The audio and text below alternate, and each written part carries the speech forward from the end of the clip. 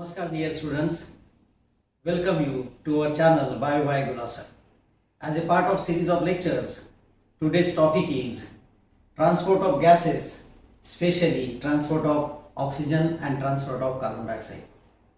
So in transport of oxygen, as you know that with the partial pressure that oxygen diffuse from air to lungs alveoli, but when from lungs alveoli to blood, when it diffuse, it has to associate with hemoglobin to form oxyhemoglobin to transfer it or transport it from lungs alveoli to tissue.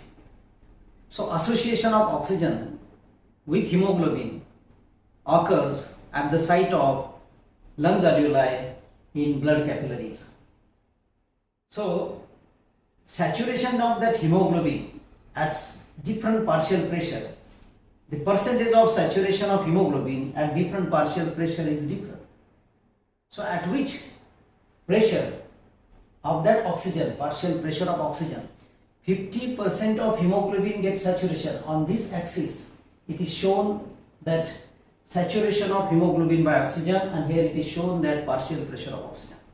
So pressure at which 50%, around 50% of that hemoglobin gets saturated, 50% of hemoglobin gets saturated, that is known as P50 value. So the partial pressure of oxygen matters to get that hemoglobin to be saturated, so that easily that oxyhemoglobin with 100% saturation of hemoglobin will be transported from lungs alveoli to blood. So this graph is shown to understand at which pressure that 100% of the hemoglobin may get saturated, that is around 80-85%. Here 80 partial pressure, 80 mmHg partial pressure. At 27 mmHg partial pressure, around approximately 50% of hemoglobin get saturated and form the oxyhemoglobin. So to understand that at the site of lungs and at the site of tissue, what is the partial pressure of oxygen and carbon dioxide as well as pH and temperature that favor to have the association of oxygen with hemoglobin and dissociation of oxygen from hemoglobin to the tissue. Now at the site of lungs, oxygen to be combined with hemoglobin to form oxyhemoglobin. So what are the conditions that favor association of oxygen with hemoglobin at the site of lungs?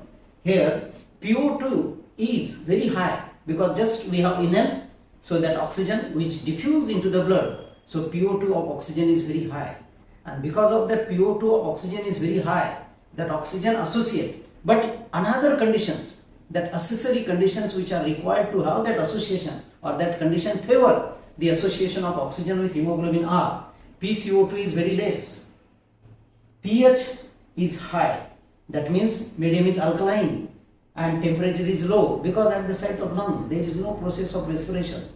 So heat energy which release is very less, and therefore temperature is very low. So altogether these four factors, PO2 is high, PCO2 is less, pH is high, and temperature is low, favors the association of oxygen with hemoglobin to form the oxyhemoglobin. And now this oxyhemoglobin containing blood transfer from lungs alveoli to all parts of the body. Now at the site of tissue, when that blood capillary is exposed to the tissue, that place in tissue, the partial pressure of CO2 is very high. As you know that the process of respiration is going on. With the process of respiration, continuously carbon dioxide is produced and oxygen is consumed. Therefore, partial pressure of oxygen become less and PCO2 become high. So because of that, POCO2 become high and PO2 become less, the demand for oxygen increases. And when the demand for oxygen is increases, along with that other accessory conditions are PCO2 is high, that is what concentration of the carbon dioxide is very high, pH is less, that is acidic condition because H2CO3 is continuously produced, and when H2CO3 get dissociated into H positive, that is proton and carbonate HCO3, that H positive ion increases and therefore pH decreases, it becomes acidic.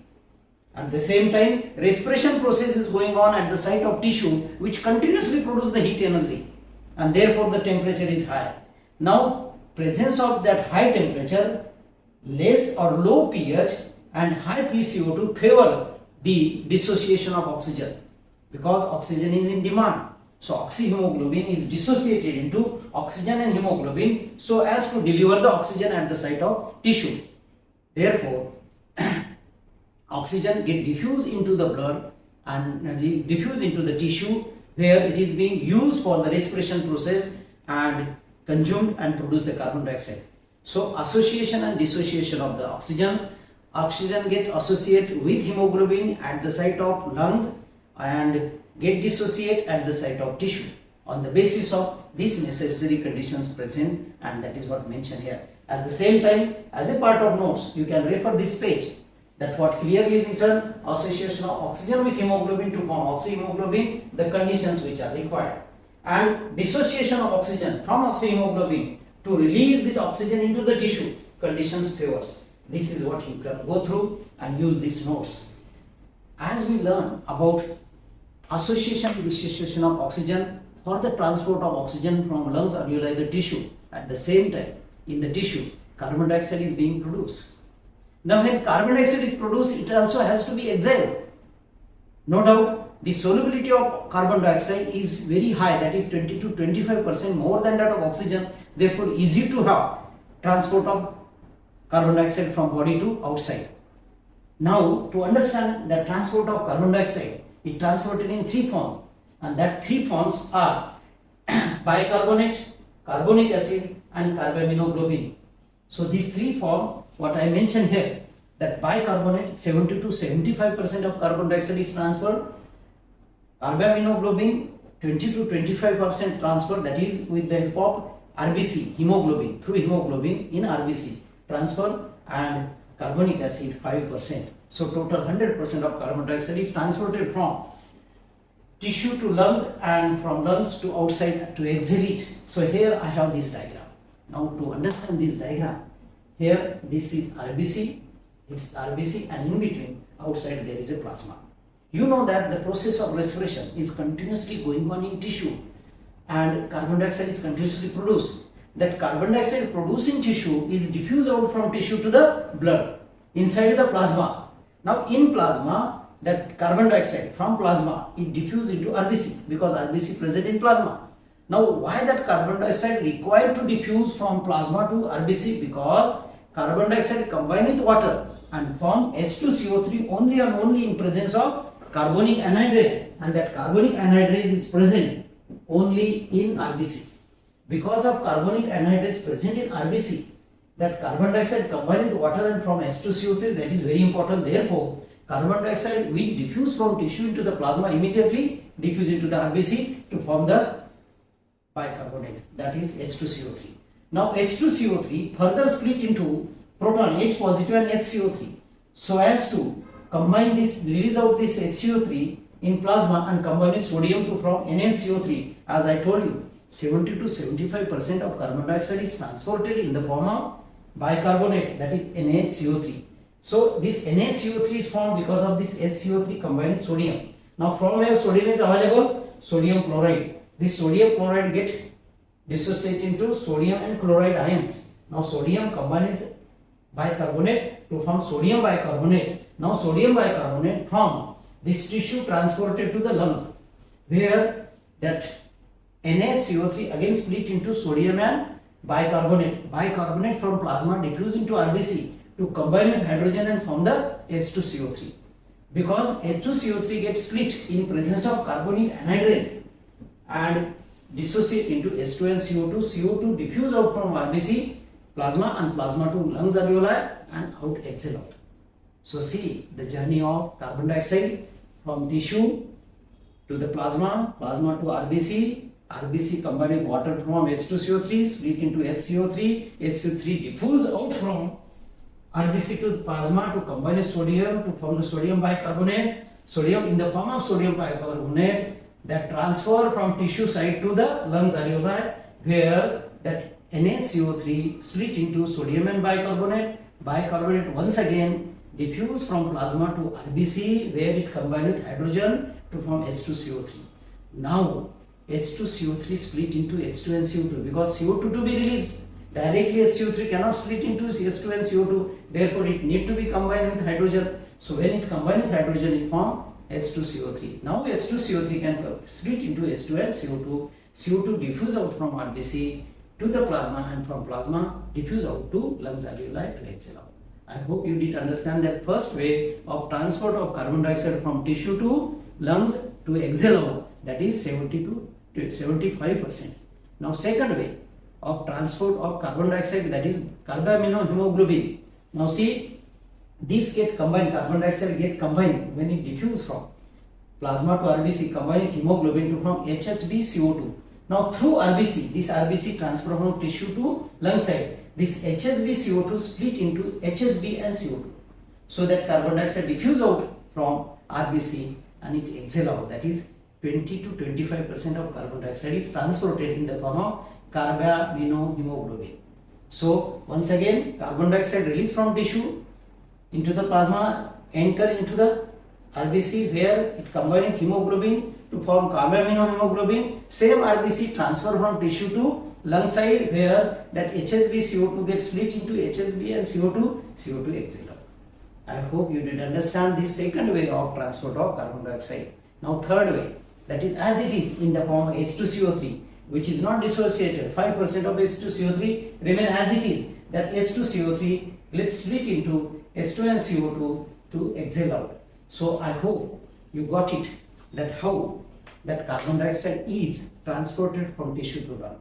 This is one diagram, this is one presentation that I hope you did understand, but still if you did not understand, you can refer the second method of explanation of transport of carbon dioxide from tissue to lungs for exhalation. Now see, here same process of respiration, carbon dioxide is being produced. I have shown plasma because blood is dissociated into two, plasma and RBC. This is a plasma and this is RBC as it is in blood. Now in plasma, when CO2 reach from respiration, it is transferred to the RBC where in RBC is combined with water in presence of carbonic anhydrase to form the H2CO3. Now this H2CO3 further split into H and HCO3. HCO3 bicarbonate diffuse out from plasma, RBC to the plasma where it combines sodium to form the sodium bicarbonate. Now sodium bicarbonate from tissue site, it come to the lung site where that NaCO3 dissociate into Na plus HCO3. Now HCO3 diffuse from this plasma to RBC to combine with hydrogen in and form the H2CO3. Now H2CO3 further split into H2 and CO2. This CO2 exhale out. Same I did explain in that diagram also. But suppose if you are not understanding that, you can refer this one.